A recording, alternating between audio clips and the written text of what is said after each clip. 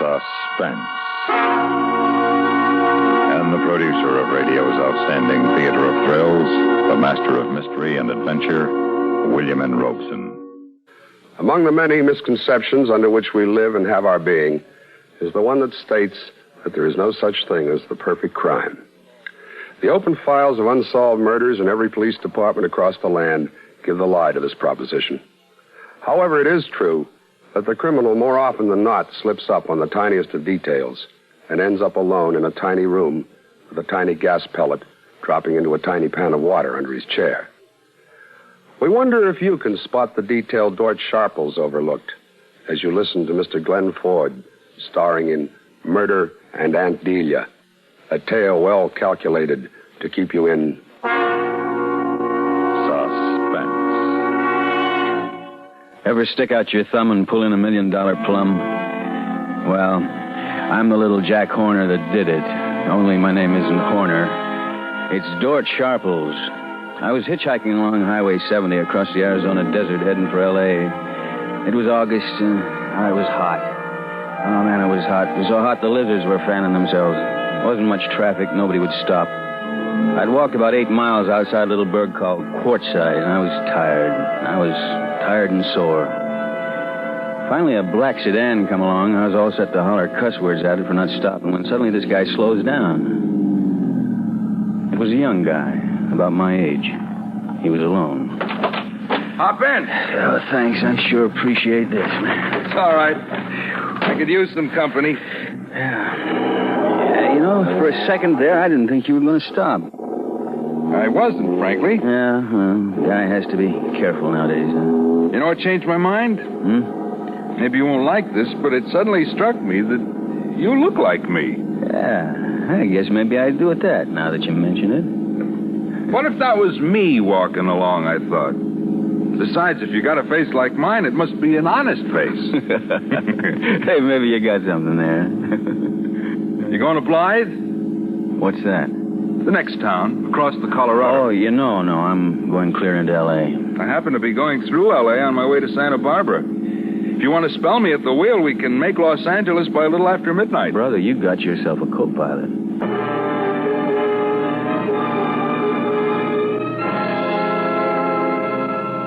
By the time we crossed the river into California, I learned the guy's name was John Braley, and that he was going to visit his invalid aunt. Now, this aunt didn't own all of Santa Barbara, not quite. And the guy didn't volunteer this information. I had to kind of probe it out of him. Between Blythe and Desert Center, an idea began to percolate.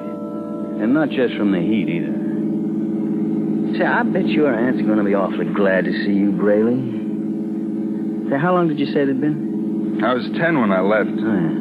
Yeah, that would make it 17 years. You see, my mother died when I was 3, and Aunt Delia took me in. Does she know you're coming? Yeah, I sent her a wire. Oh, yeah, good. You think she'll recognize you? I doubt it. The reason I'm going back, her husband died about a month ago. That'd be your uncle, huh? Uncle by marriage. I never thought of him as an uncle. My aunt married him when I was 9. He and I never got along. That's why I left Aunt Delia's place. You mean you ran away? No, another aunt in Delaware took me. For a while, Delia and I wrote to each other, but her husband made her quit. He sounds like a first-rate heel. Yeah, I always thought so. Anyway, what with school and then the Army and getting a job afterwards, why, I just lost track of Aunt Delia. You got a lot of relatives in the East? No. My other aunt died when I was 21. Delia's the only relative I got left. I guess that means you'll be coming into something pretty good someday, huh? I suppose so. This may sound funny, but the idea sort of scares me. Yeah. I wish somebody'd scare me like that.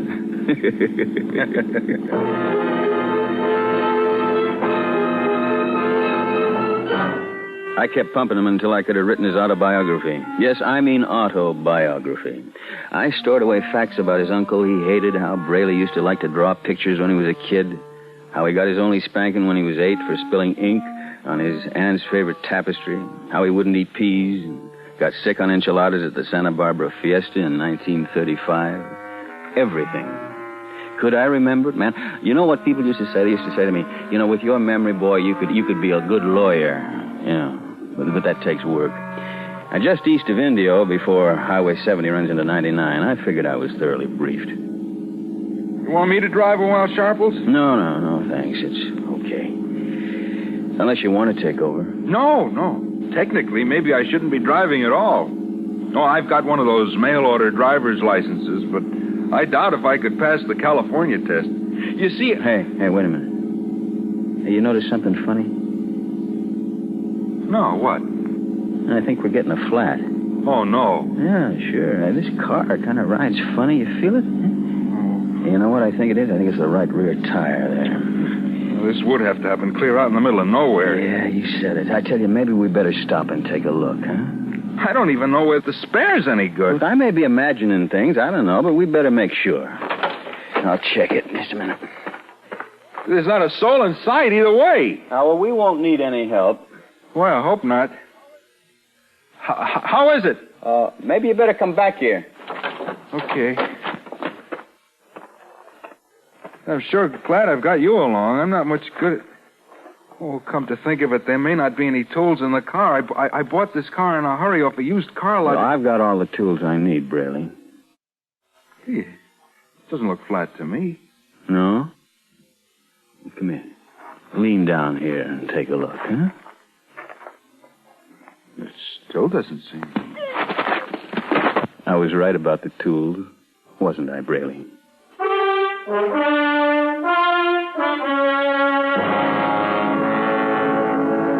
I put the blackjack back in my pocket and dragged Braley off the highway. Put him in a ditch. I made sure he was dead. Then I changed clothes with him and covered his body with sand and brush and all of the stuff that was laying around. I was back in the sedan on my way. Still no other car was in sight. I adjusted the rear view mirror so I could see my reflection. I watched my lips move as my voice said, "Dort Sharples? Never heard of him. My name is John Braley."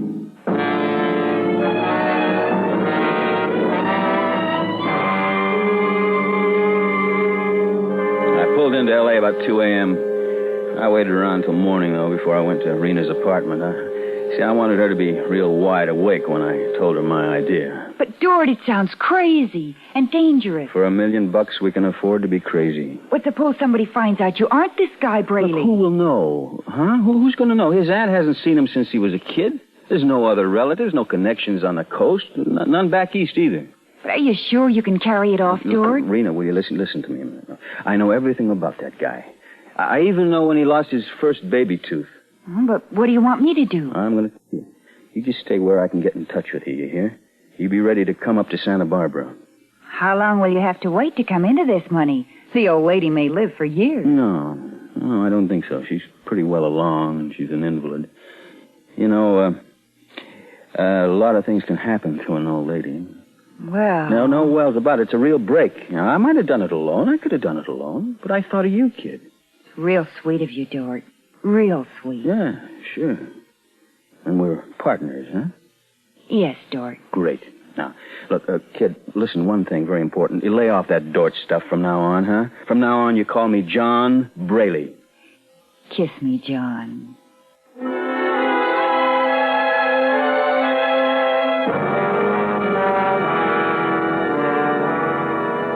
Well, it didn't take me long to cover the 100 miles to Santa Barbara.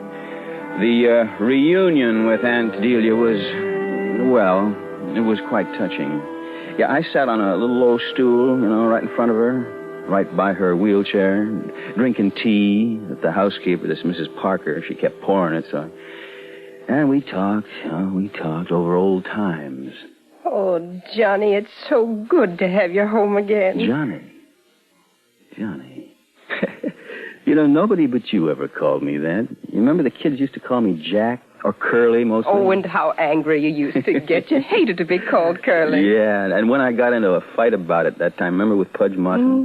Mm-hmm. You sent me to bed without any supper, and then you took away my paints and my crayons for a whole week. Well, not for a whole week, oh, Johnny. Yes, you did. I relented on Sunday afternoon. Well, it seemed like a week. Oh, you did love to draw. I've saved some of your drawings. I was looking at them only the other day, and... Oh, that must be Mr. Crittenden. Crittenden? Yes, my attorney. He's been just wonderful to me since your uncle died. Handles all of my affairs.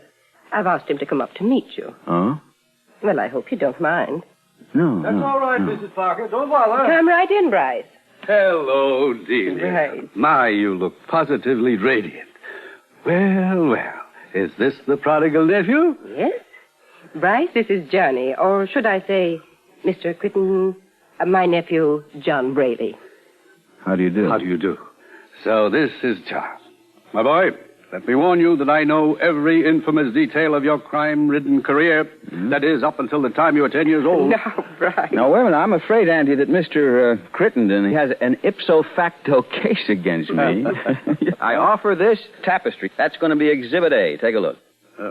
What do you mean? Well, if you examine it real closely, you will see traces of a stain. Now, Auntie, isn't this where I spilled ink in, how do you think here? Wasn't it 1935? Why, Johnny, do you still remember that? I certainly do.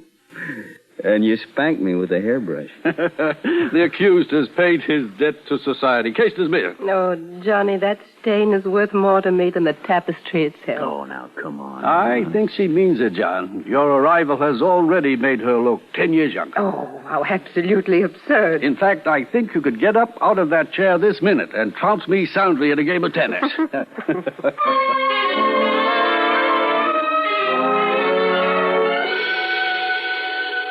There wasn't any doubt about it. I was in. And Delia's health improved so rapidly, I realized I'd have to think of a way to... I had to kind of speed things up. That meant I had to get Mrs. Parker, the housekeeper, out of the house for good. So I began devising little things to make her appear inefficient. Now, Auntie wasn't supposed to have spices, so I sneaked into the kitchen and I doctored the food with some pepper. After Mrs. Parker set the heating unit for the night, I got up and I turned it off. Auntie woke up freezing. And Mrs. Parker became so confused and upset that she began helping me out by forgetting things and making mistakes all on her own. Johnny, I know Mrs. Parker means well, but, well, as Dr. Davis says, I've got to have someone I can depend on at all times. Yeah, well, I haven't liked to say anything, but after all, she's been with you for a long time. But, well, the poor old soul, I think she does need a rest. Oh, dear, it's going to be so difficult to tell her. Well, I'll attend to that, Auntie. And I'll see about getting another housekeeper. An intelligent, capable, younger woman.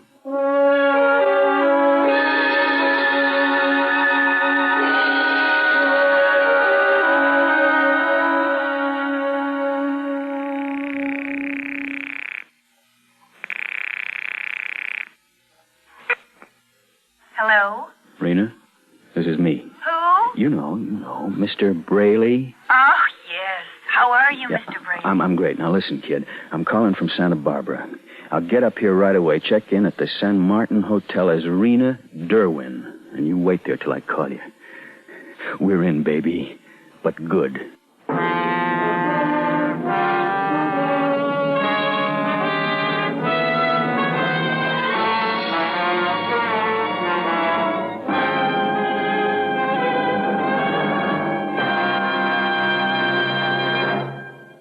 You are listening to William N. Robeson's production of Murder and Aunt Delia, starring Mr. Glenn Ford.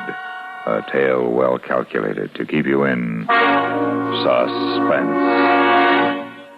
By the time Rena arrived in Santa Barbara, I'd fixed up a set of references of her ability and character that would have flattered Florence Nightingale and Susan B. Anthony. Well, Rena came out for an interview, pretending she was sent by an employment agency I was supposed to have called. Oh, she made a terrific impression on the old lady. At a nod from me, Auntie hired Rena on the spot, and Mrs. Parker left with a cardboard suitcase, a month's pay, red eyes, and the sniffles. Well, after she got Auntie to bed that first night, Rena and I met on the veranda. How did I do, Doris? The name. Nobody's around to hear. Look, just don't take any chances. Now, you call me Mr. Braley all the time. All right, Mr. Braley. How did I do? Perfect. Now, come on, let's take a walk over by the bluff there, away from the house, huh? This is sure some layout. Looks great in the moonlight. Yeah, it'll all be ours, baby. Yeah. How are you going to do it? Do what? You know. Mm-hmm. Now, right up there ahead is a cliff. You see it? There it is. Now, that's a 200-foot drop under those rocks down there. You're going to push her off the cliff? No, nothing as brutal as that. No, it's an accident, you see. You take Aunt Delia for an airing in her wheelchair, and as you're pushing the chair, you trip, and you fall. The chair starts rolling, you run after her, but poor Auntie goes over the edge. And you're hysterical with shock, of course. Yeah, I am. I don't know. What's wrong with you taking Auntie for an airing? Look, if I could do it, what would be the point of you being here at all? You're just an employee, a brand new one. And you've got no reason on earth to kill her for her dough. But, I mean, they just might get that idea if I was wheeling her. Yeah, I guess you're right. Yeah, and that's why it's important for us not to have very much to do with each other. That's going to be difficult, George. Mr. Braley. No one can see us now, honey. Oh, baby, can't you wait? No. Just one kiss, please.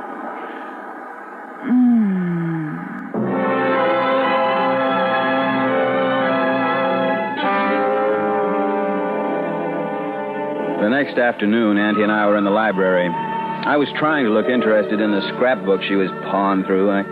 I hope she wouldn't notice how fidgety I was. My eyes are so weak now, Johnny, but I know every detail of these just from memory. Oh, here you are on your first tricycle. Well, I'll be darned. Was I ever that small? It doesn't seem possible, does it? Oh, here's what I was looking for. The cow you drew when you were 9. Oh, you were quite the artist. Yeah. Hey, this is great.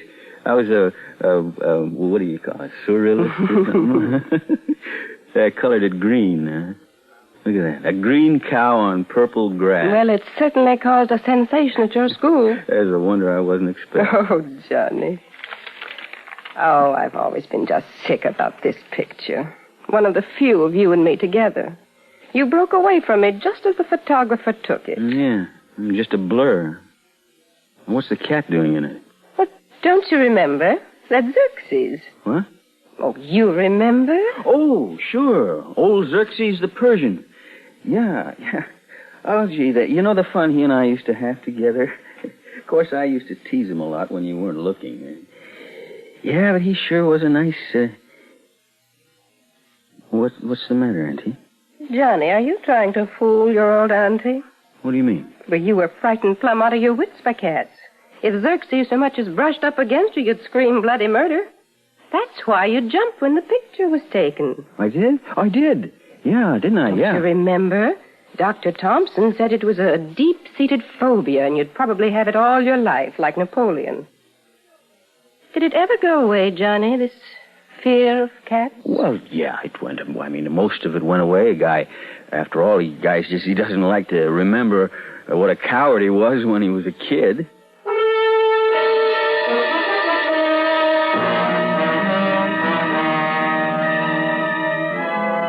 Maybe she was satisfied with that explanation. But I thought she watched me a lot closer after that with her dim old eyes.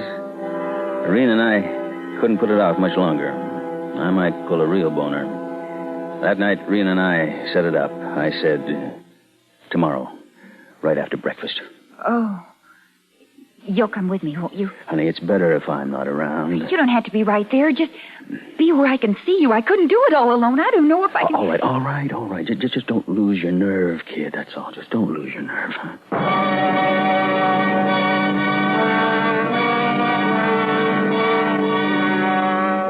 I didn't sleep much that night. Well, the next morning after breakfast, Rena and I got the old lady into her wheelchair. Well, there you are, Auntie. Thank you, Johnny. Oh, my, but isn't it a lovely day? It certainly is, Mrs. Farnham. But I do think I'd better have a scarf over my head. I'll run upstairs and get one. Would you mind, dear? Hey, there's 2 scarves right here on the sofa. Oh, never mind, Miss Derwin. There's some down here. Yeah, here now. Which one do you want, Auntie? The green and red one or the blue and yellow one? Why, doesn't matter, Johnny.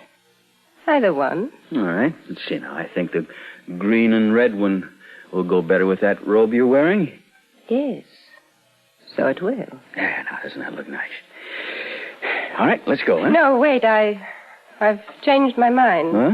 You mean about going out? Yes. It's so much bother. Bother? Nothing. You need some fresh air. Well, I'll just sit here by the open window. Look, you need some sun. Now, come along, Miss Derwin. Please, Johnny, I don't want to go. I just want to stay here and rest. Please. Why, sure. Why, sure, Auntie. Okay. If you don't want to go.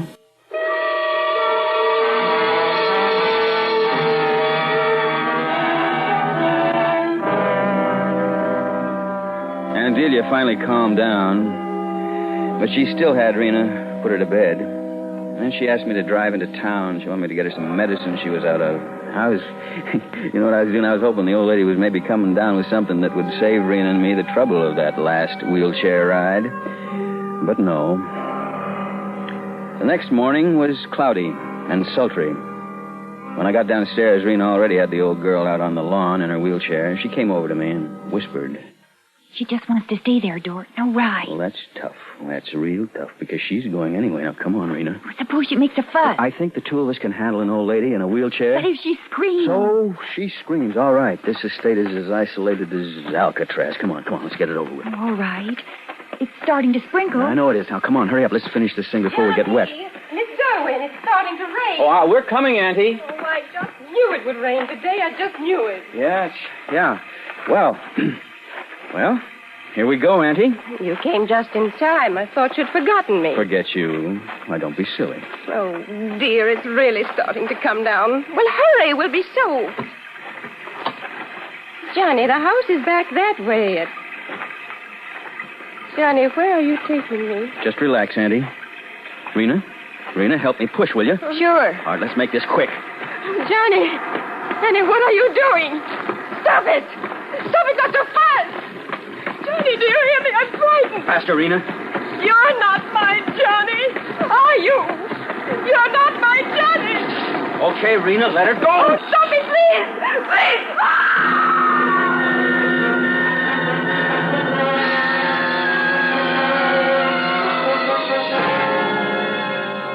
It was done. I looked over the edge to make sure. Yeah, she was dead, all right. I made Rena tear her hose and skin her knee, rub some dirt on the wound. It was raining hard now.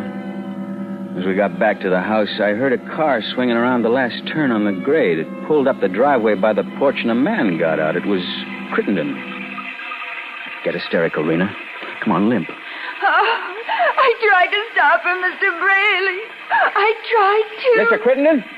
John, what are you two doing out in this rain? Where's your aunt? Well, something awful's happened. I was just going to phone you. Oh, I tried to catch what's her. wrong? I tried. My aunt is dead. Dead? Yes. And it's all my fault. All my Miss fault. Derwin, stop that. It's not your fault. What happened? Well, Aunt Delia asked Miss Derwin here to wheel her over there so she could admire the view. In this rain? Well, it wasn't raining then. Miss Derwin tripped, and the wheelchair coasted downhill. She tried to catch up, but it just plunged over the cliff there. Oh, call an ambulance. Maybe there's still a chance.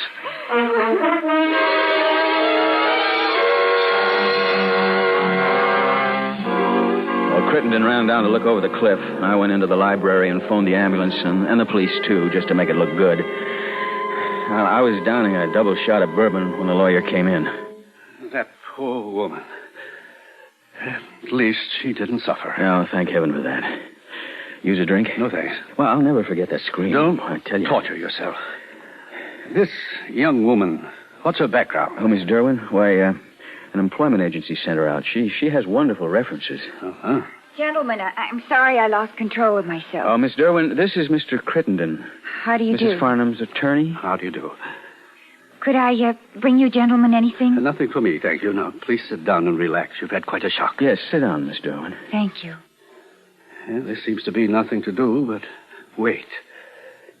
I'm a fuss budget about these things, perhaps, but that bust of Shakespeare on the bookcase, isn't it in a rather precarious position? What? Oh, no, I never noticed. Right over your head there. It makes me nervous. I'll slide it back. Rather a top-heavy thing. Look out, George! My, that was close. Barely missed you. I'm sorry. No harm done. Lucky you had the presence of mind to call out, Miss Derwin. What was it you called Mr. Braley? Well, I didn't call him anything. Look out, Dort, was what you said. Why did you call him Dort? It was just an exclamation. She saw the statue topple And over. called you by your real name? Mr. Crittenden, I'm afraid I don't quite see the reason for all this peculiar questioning with my aunt lying out there dead. Mr. Braley, you said Miss Derwin came recommended by an employment agency. That's right. Yesterday I checked every agency in town. There was no Rena Derwin registered with any of them. That's not true. You checked into the San Martin Hotel only the day before you reported here for your interview. Well, that doesn't One mean... of my assistants is checking those references you gave. Mr. Crittenden, being my aunt's attorney, that doesn't give you the right to insult her employees. Now, just what are you trying to prove? I had a talk with Mrs. Parker the other day. Mrs. Parker? Oh, she's sore because she got fired, so she tries to create distrust and suspicion of this girl who took her place. I've known Mrs. Parker for years. There was no physical or emotional reason why she should suddenly turn into an absent-minded, careless, incompetent... Nevertheless, she did. Dr. Davis... I talked to Dr. Davis, and he's of the opinion that somebody in this house engineered things so Mrs. Parker would be asked to leave. I'm sure my aunt would resent your prying into the affairs of her household. I'm afraid you're mistaken. This prying, as you call it, is made at your aunt's request. What do you mean? She telephoned me yesterday afternoon to tell me about a strange doubt, suspicion. About what? About you. Me? She suddenly was disturbed by the horrible feeling that you are an imposter. Auntie thought that I was... Why, that's absurd. Is it? Your recollections of your childhood here were quite convincing, except for one or two things. Look, this is all very... Oh, you mean my fear of cats? But, well, look, people get over these childish phobias. Yes, after all. more than that. Remember a drawing she showed you? A watercolor of a cow? Sure, a green cow. What about it? And the scarves? Remember you thought the green and red would go better with her robe than the blue and yellow one. So what? Doesn't it strike you as peculiar that a boy who could draw quite a fine cow should paint it green, and then years later be so exacting about harmonizing his aunt's scarf? You see, John Braley was colorblind.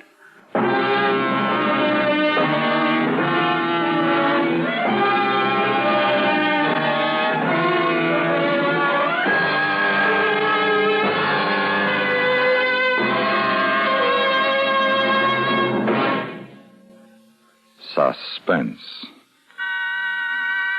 in which Mr. Glenn Ford starred in William N. Robeson's production of Murder and Aunt Delia by Lou Houston. Listen. Listen again next week. Suspense. Supporting Mr. Ford in Murder and Aunt Delia were Ellen Morgan, Lillian Bayef, Shepard Menken, and Herb Butterfield. Music composed by Lucien Moraweck and conducted by Wilbur Hatch.